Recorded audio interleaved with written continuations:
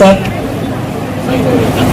आज माझा सभापती सोहळा आहे, त्यानिमित्त उपस्थित झालेले इथे सर्व मान्यवर व्यक्तींचं मी हार्दिक स्वागत करतो आणि त्यांना धन्यवाद देतो. मी खरं म्हणजे आता सांगायची काही आवश्यकता उरली नाही, कारण इथे रती महारथी मोठे मोठे व्यक्ती उपस्थित होते. त्यांनी संपूर्ण इतिहास सांगितलेला आहे आणि बाजार समितीचं कामकाज कशा पद्धतीने झालं, बाजार समितीची उन्नती कशी झाली आणि आता या ऊर्जितावस्थेत जे कर्मचारी वर्ग आहेत त्यांना भविष्यात कशा प्रकारे आता चांगलं फळ आहे ती चाचण्यासाठी परिस्थिती निर्माण झालेली आहे, याची सर्व परिस्थिती कथन केलेली आहे. मी त्याच्याबद्दल परत आता काही उजळणी करत नाही, परंतु इथे माझं कामकाज कशा पद्धतीने झालंय ते इथे उपस्थितांना परिचित व्हावं यासाठी दोन शब्द सांगतो. मी खरं म्हणजे हंगामी स्वरूपात एकदा 1987 रोजी बाजार समितीच्या सेवेत रुजू झालो. त्यावेळी बाजार समितीचं उत्पन्न फक्त 3 लाख होतं आणि बाजार समिती 2 वर्गात होती. आमचं मासिक वेतन होतं रक्कम ₹400 आणि त्या वेतनात सुद्धा आम्ही समाधानी होतो. त्या परिस्थितीत काम करून आज या बाजार समितीची अशा प्रकारे उन्नती झालेली आहे की बाजार समितीचं उत्पन्न 10 कोटीपेक्षा अधिक झालेलं आहे. आणि बाजार समिती यापूर्वी कोणाला माहिती सुद्धा नव्हती भिवंडी बाजार समिती, पण या भिवंडी बाजार समितीला कोकण विभागामध्ये प्रथम क्रमांक मिळवून देण्यासाठी या बाजार समितीच्या संचालक मंडळाने अहोरात्र मेहनत केली आणि या कर्मचारी वर्गाने सुद्धा खूप कष्ट घेतले आणि त्यामुळेच माझ्या प्रशासन कालावधीमध्ये ही ऊर्जितावस्था झाली आणि बाजार समिती भिवंडीला क्रमवारीमध्ये प्रथम क्रमांक कोकण विभागात मिळाला. खरं म्हणजे माझं हे रिटायरचं आणि सेवानिवृत्तीचं पर्व आहे आणि अशा ऊर्जितावस्थेत मी सेवानिवृत्त होत आहे हे मला खूप मोठं समाधान लाभलेलं आहे. या माझ्या सेवा काळामध्ये प्रथम सभापती 1957 बाजार समिती स्थापन झाली. त्यानंतर BT भावे होते, त्यानंतर नरसी भास्कर पाटील साहेब मला वाटतं सतत 3 कमिट्यांमध्ये चेअरमन होते. त्यानंतर कान्हा चौगुले सभापती झाले.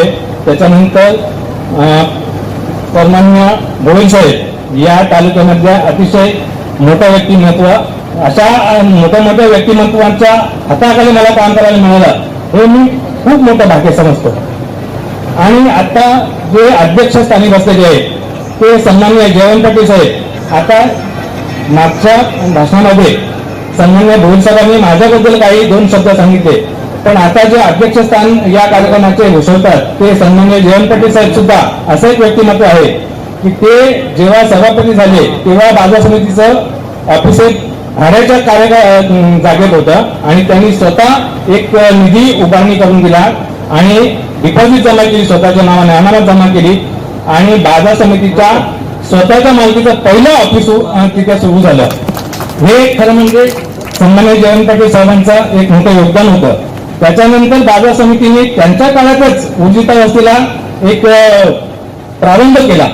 2010 मध्ये मला सचिव पदावरती एक तत्कालीन संचालक मंडळाने प्रभारी सभापती सचिव म्हणून नेमणूक केली. मी साधारण 6-7 महिने काम केलं आणि माझं कामकाज बघितलं आणि सन्माननीय आजचे माजी खासदार, माजी मंत्री, पंचायतराज वार्ड मंत्री त्यांचं वर्चस्व होतं संचालक मंडळावरती.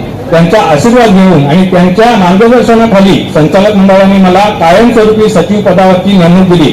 मी आज सन्माननीय माजी राज्यमंत्री कपिल पाटील साहेबांचं खूप खूप आभार मानतो आणि त्यांना धन्यवाद देतो. मी 2-3 दिवस सन्माननीय पाटील साहेबांचा भेट घेण्यासाठी जात होतो, पण ते खूप बिझी होते. रात्री 11 वाजेपर्यंत थांबलो होतो पण भेट झाली नाही. सकाळी भेटलो तेव्हा सुद्धा ते सकाळी लवकरच तयार होऊन निघाले होते. ते बोलले आता मला शक्यच नाही, पण रात्री सुद्धा मी आता माझ्या घरी माझ्या परिवाराने मोठा कार्यक्रम आयोजित केलाय, त्या कार्यक्रमाला उपस्थित राहतो असं बोललेले मला. आज जे माझा सेवानिवृत्ती कार्यक्रम या सध्याचे संचालक मंडळाने जो मोठा कार्यक्रम करून आणि या स्वरूपात माझा भव्य दिवस सत्कार सोहळा आयोजित केला त्याबद्दल मी संचालक मंडळाचा अतिशय ऋणी आहे. आणि या संपूर्ण 38 वर्षाच्या सेवा काळात जे मला कर्मचारी लाभले त्यांनी मला चांगल्या प्रकारचं मोलाचं सहकार्य केलं आणि या बाजार समितीला ऊर्जितावस्थेत मिळवून देण्यासाठी एक मोलाचा योगदान दिलेलं आहे. मी त्यांचा आभार मानतो. आणि आता जी सुवर्णरूपी फळं चाकाला त्यांना मिळणार आहे, ही अशीच परिस्थिती कायम तुम्ही राखावी अशी मी ईश्वरचरणी प्रार्थना करतो. आता माझं जास्त मी भाषण मानत नाही. मी आता सेवानिवृत्त होत आहे. आता संचालक मंडळाच्या बहुतेक सदस्यांनी एक इच्छा व्यक्त केली की तुम्ही चांगल्या प्रकारे कामकाज केलं आहे आणि काही शासकीय कायदा नियम यांचा चांगला अभ्यास केलाय, तर यापुढे बाजार समितीला जेव्हा जेव्हा वेळ पडेल तेव्हा आम्हाला सहकार्य करा आणि मोलाचं मार्गदर्शन करा. मी 100% त्यांना सहकार्य करण्याचं आश्वासन देतो. आणि या पुढे माझा आता सेवानिवृत्त झाल्यानंतर माझा खरं म्हणजे मला राजकीय वारसा समाजसेवेचा लाभलेला आहे. आधीपासून माझे वडिलांनी सुद्धा समाजसेवेचं कामकाज केलेलं आहे, माझे बंधू सुद्धा करतायत आणि मी सुद्धा महाराष्ट्र राज्य पातळीवरची मानव सेवा संस्था आहे त्या संस्थेत मी काम करतोय.